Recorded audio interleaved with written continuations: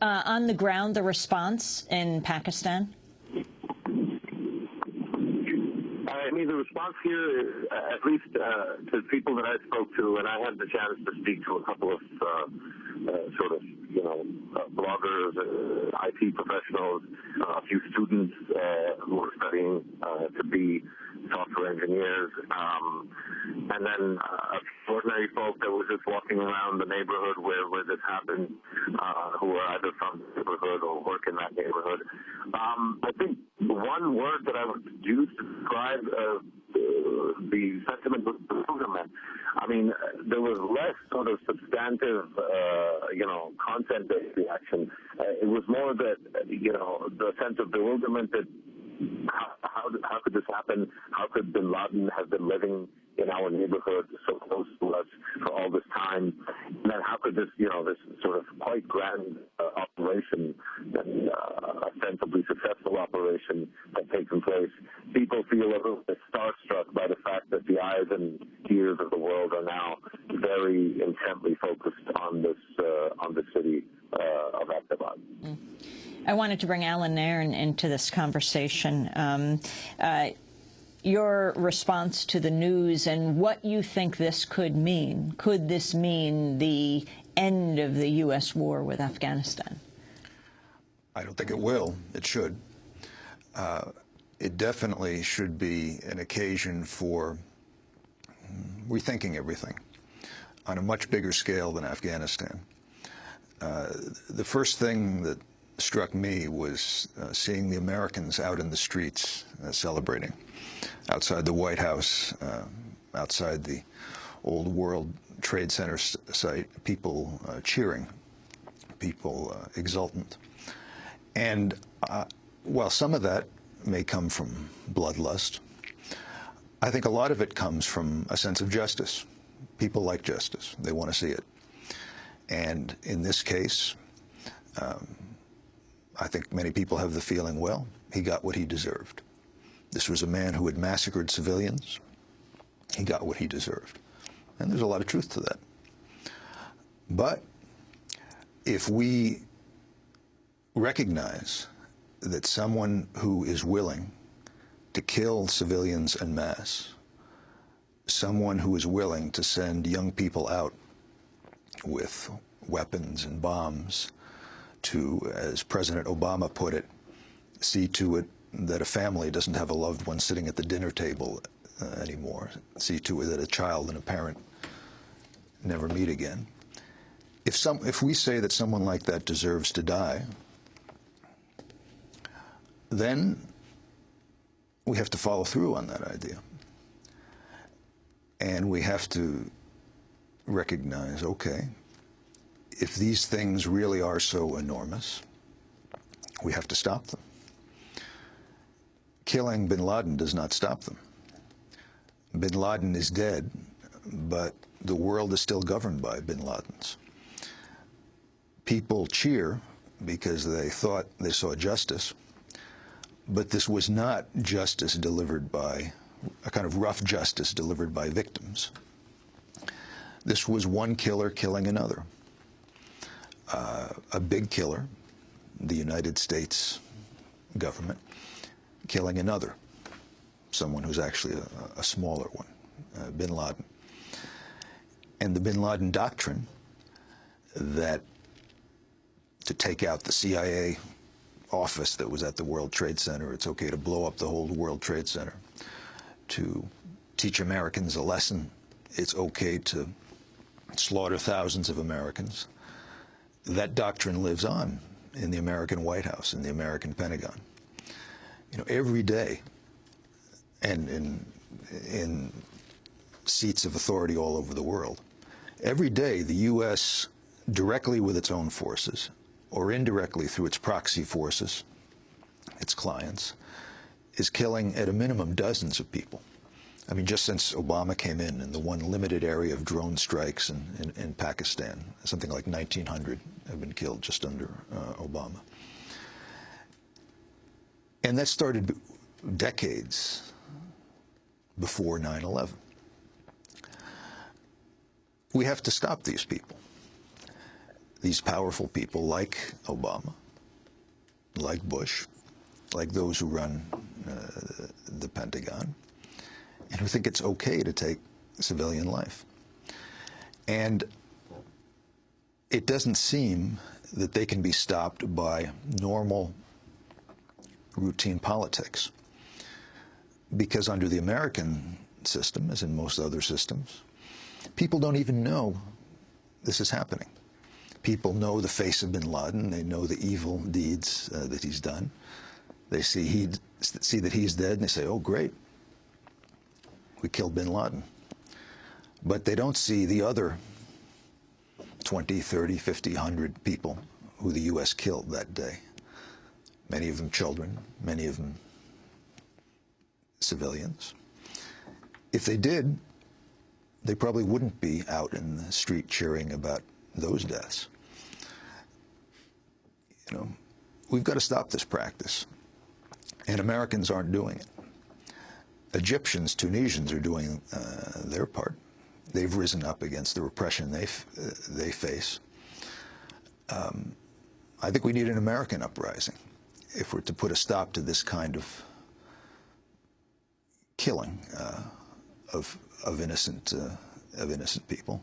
And we need an American Romero, someone like Archbishop Romero of Salvador, who, in the face of massacres, of daily massacres, of what in the end was more than 70,000 Salvadorans, stood up and said to the army of his country, stop the repression, defy your orders to kill, because there's a higher principle.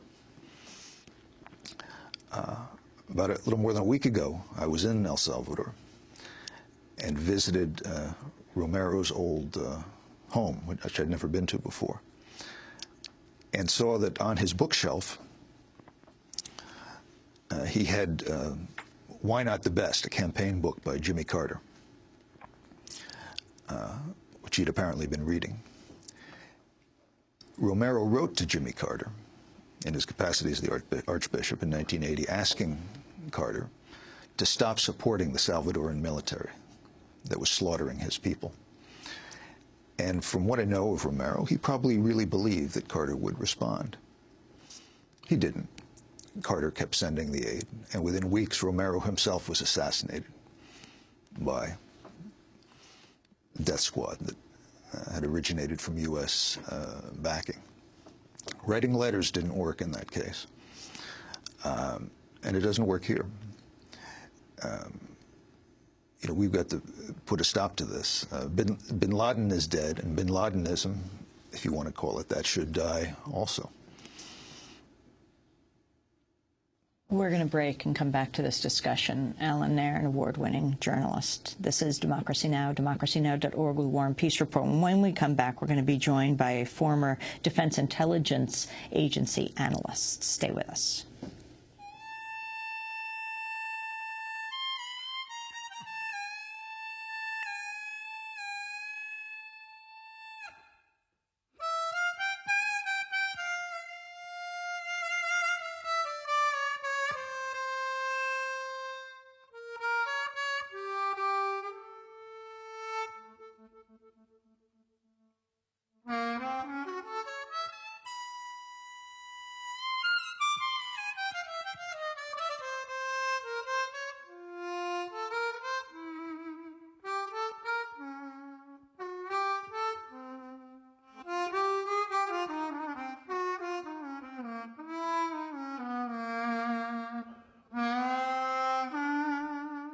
This is Democracy Now!, democracynow.org, the War and Peace Report. I'm Amy Goodman.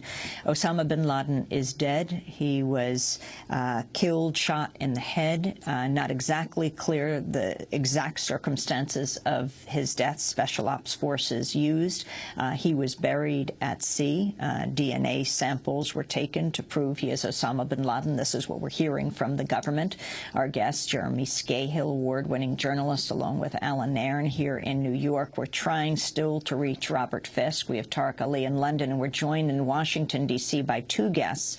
The first is Joshua Faust, fellow at the American Security Project, former analyst at the Defense Intelligence Agency. His author of the book Afghanistan Journal, Selections from Registan.net.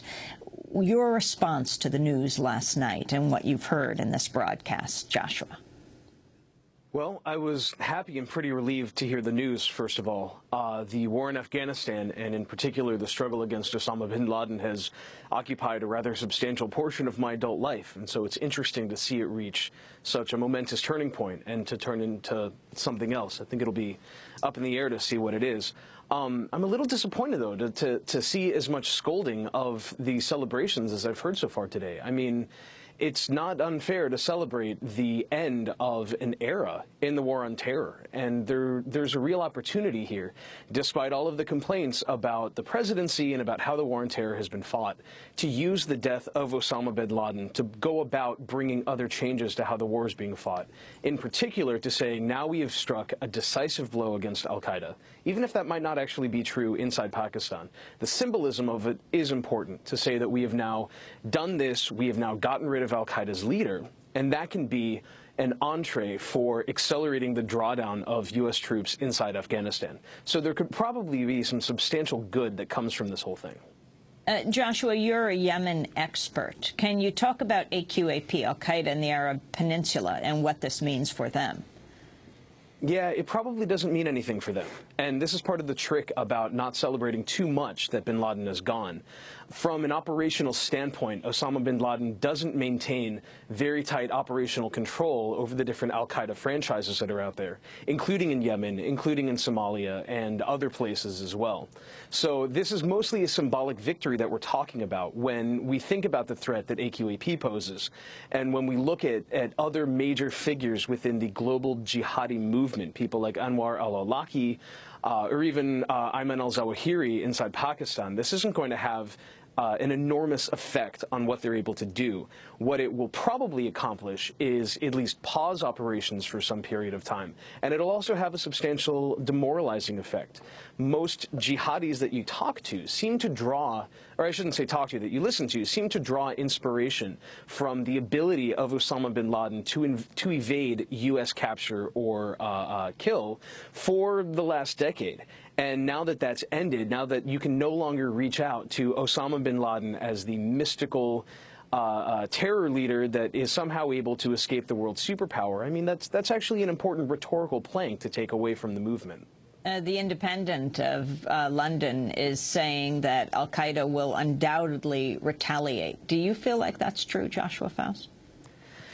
I'm not sure we'll be able to say. And it's a weird thing. I know that every single diplomatic post and military base has gone on increased alert in the wake of this just to make sure that nothing like that can happen.